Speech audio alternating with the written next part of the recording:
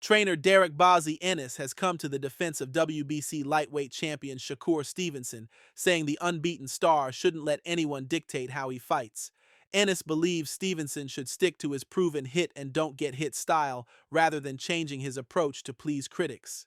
Ennis was critical of Stevenson's more stationary strategy in his July 12th bout against William Zepeda in Queens, New York, suggesting Shakur should have relied on his usual movement-based style. I thought Shakur did great, man. You know what I mean? But one thing I said about him, and matter of fact, we had text back and forth.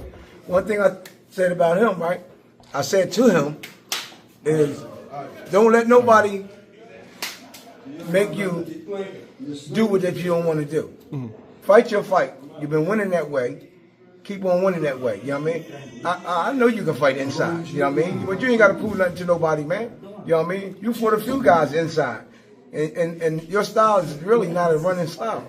Name of the game is hit, not get hit. And he's great at what he do, man. Like I told him, man. And I told him this. I said, keep on doing what you're doing, man, and keep on winning. I said, because them people don't care about you, man. They don't care nothing about you. As long as you're winning, you're good. Keep on winning, man. You know what I mean? However, Bozy's comments appear to overlook a key factor. Event organizer Turki Alalshik had publicly warned fighters ahead of the Riyadh season event that overly defensive, movement-heavy styles, often dubbed the Tom and Jerry approach, would no longer be welcomed. Fighters were told to engage more and entertain or risk being excluded from future high-paying events. Stevenson reportedly earned a $7 million purse for his fight against Zepeda, an amount that likely hinged on his willingness to stand and trade.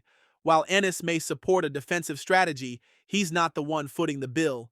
For fans and promoters, entertainment has become just as important as skill. Critics argue that Bozy is out of touch with today's boxing climate, where fans expect action for their money. Turki's directive was clear: fighters must adapt or risk being sidelined. Instead of penalizing Stevenson, some say Turki did him a favor by giving him the opportunity to evolve and keep cashing in.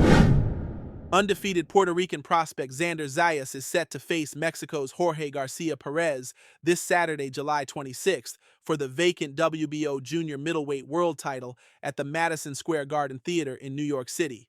Zayas enters the bout as Top Rank's fast-tracked contender, having climbed to the WBO's #1 ranking through careful matchmaking and consistent wins. Often compared stylistically to Shakur Stevenson, Zayas is a pure boxer known for his defensive skills rather than knockout power, a contrast to the aggressive, fan-friendly styles of past Puerto Rican greats like Felix Trinidad and Miguel Cotto. Despite an unblemished record, Zayas has faced criticism for a lack of excitement in the ring, with some observers noting that his opposition has been carefully curated, similar to the early career path of Edgar Berlanga. The fight against Garcia represents Zayas' first true test at the world-class level. Garcia earned his #2 WBO ranking with a major upset over Charles Conwell last April, winning by split decision thanks to his relentless pressure, body attack, and inside fighting. With 26 knockouts to his name, Garcia brings a significant edge in power and offensive aggression, posing a real threat if he can cut off the ring and land cleanly on Zayas. While Zayas had previously hoped to face former WBO champion Sebastian Fundora, that matchup fell through after Fundora vacated the title to pursue a lucrative rematch with Tim Chu.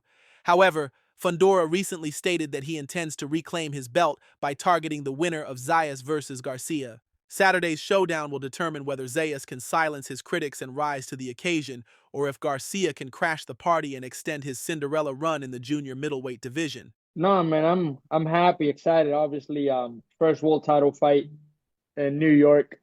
I mean, what else can I ask for? Only 22 years old. I mean, I'm living the dream. Jorge Garcia Perez is a warrior. I mean, I think he's on an eight winning streak or something like that. So he's been on a nice groove lately. He's been, finding his peak. He's 28 years old, so he's experienced. He earned his spot for the world title. So really excited to share the ring with him. I feel like I'm better than him in all the aspects, in every aspect of the game. Better IQ, better defense, better speed.